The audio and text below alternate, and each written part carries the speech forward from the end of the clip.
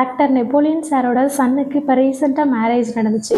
அதை பற்றி நிறைய விமர்சனங்களும், அது என்ன டிசீஸ் அப்படின்ற நிறைய பேருக்கு ஒரு கேள்வி இருந்துச்சு. அதுக்கான வீடியோ தான் this is me doctor Pavithra, homeopathy consultant and medical astrologer.